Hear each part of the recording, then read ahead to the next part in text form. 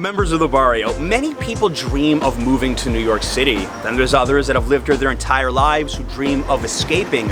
Today, we're gonna break down the pros and cons of living in New York City with a native New Yorker joining us to get a different perspective.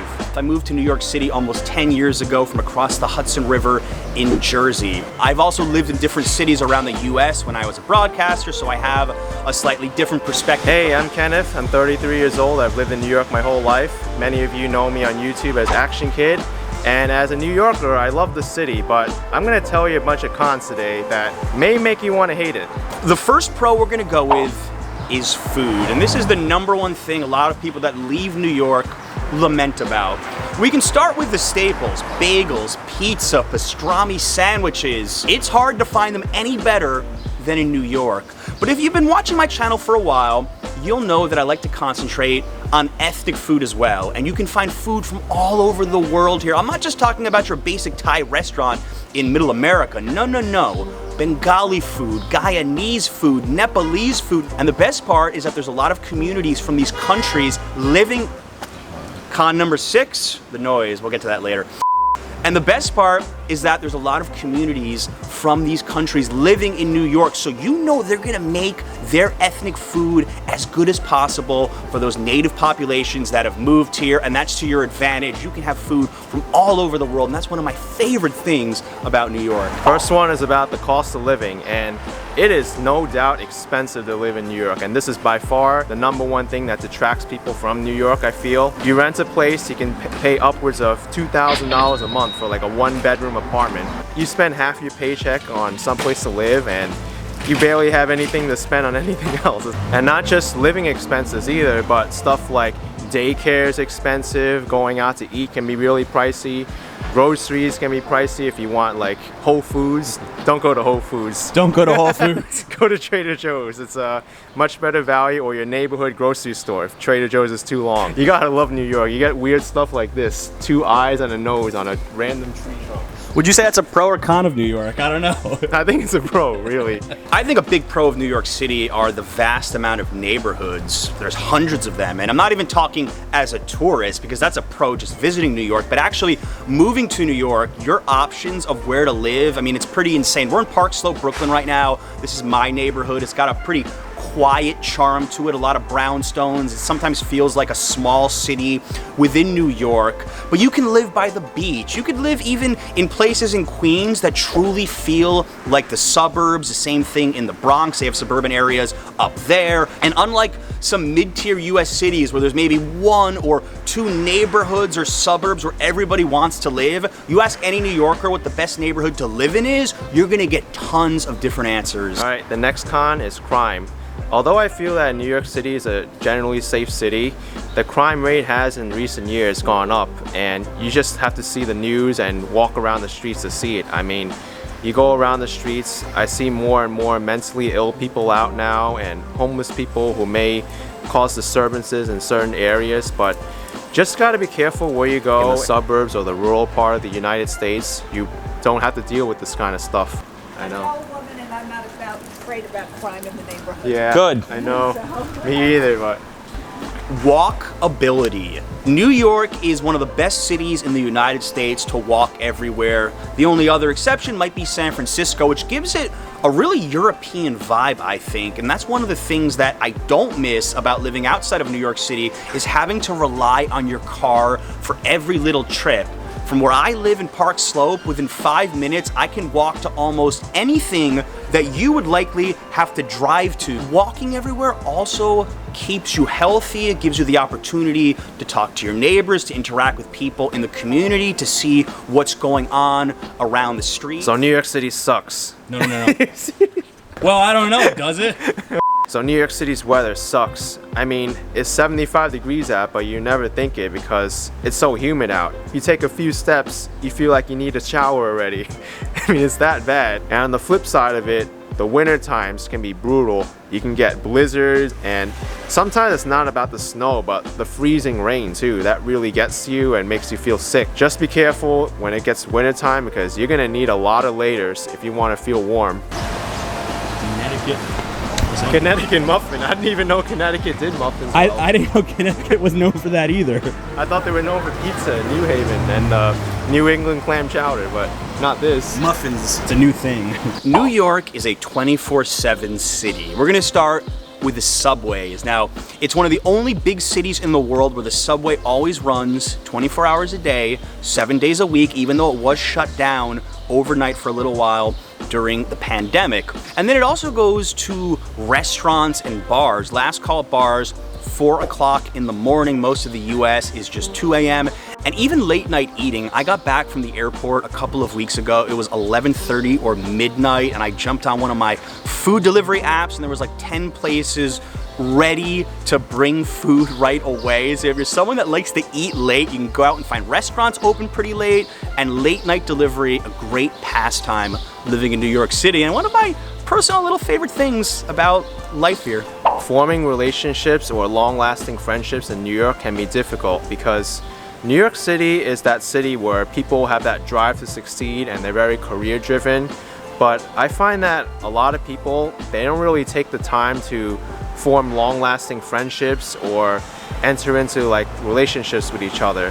I've even experienced this myself when I was dating. I've scheduled a few dates and I've had the dates cancel on me because, oh, I'm working overtime today, or I have this project that I really need to get finished. And it's just one of those things that's annoying where people put their career first over their relationships. The airports. I'm somebody that loves to travel. Maybe if you move to New York, you love to travel too. We've got 3 airports in the vicinity of New York City: JFK, Newark, and LaGuardia. Newark and JFK, they fly all over the world. They're major hub destinations for many different airlines. And if you are looking to fly somewhere, if you can't fly there direct from New York, odds are it's gonna be one layover tops. Living near any of the New York City airports is such a big advantage if you want to fly anywhere in the world. And we could flip that script. If you have friends who want to visit you, they can get to JFK or Newark and probably get to your apartment pretty quickly, which puts you in a very central location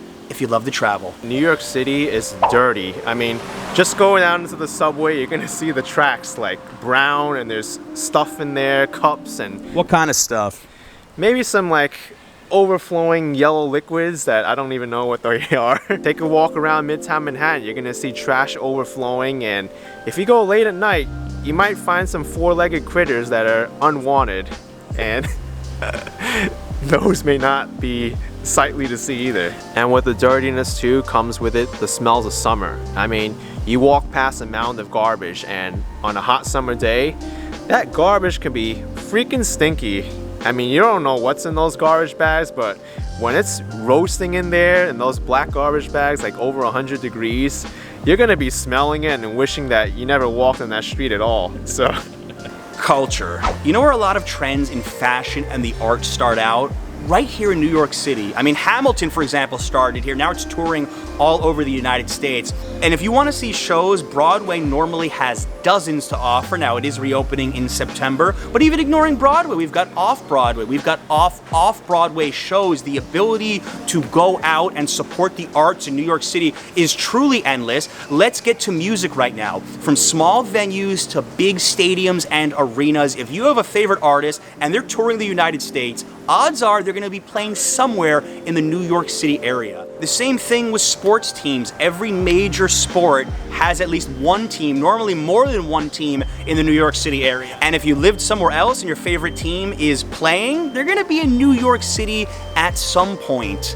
And don't even get me started on museums, because New York has over 100 of them. No matter what, people are never going to say that this city is devoid of culture, making it one of its strongest pros when you live here. New York City can be crowded at times. I mean, it wasn't really so much during 2020 when the pandemic was ravaging New York. When this full tourist season and all the office workers are in Manhattan especially, you could be walking like this a lot of times. Especially during the holidays, like you go to see the Rockefeller tree. And don't even get me on the subway too. It's like you're standing like this, and then there's someone next to you with smelly armpits or like sweating profusely, and it's like, give me some space, man. Like, There is no space. there's no space available. Networking, no matter what your industry is, I don't know, fashion, media, finance, this is the hub. I'm telling you, New York City is the spot where people come to and they want to achieve great things, and this is an amazing place if you want to network with others in the same situation as you. And let's not even talk about climbing to the top of a corporate ladder, also just making friends. I know ActionKid talked about how difficult it can be to maintain relationships, which is true, but there's also a lot of possibilities here as well. Heck, I met my wife in New York City because she was here on a one-year exchange program from Mexico. That probably wouldn't have happened if I was living in a small town somewhere. So while relationships can be tough to maintain, there's also a lot of opportunities to succeed as well.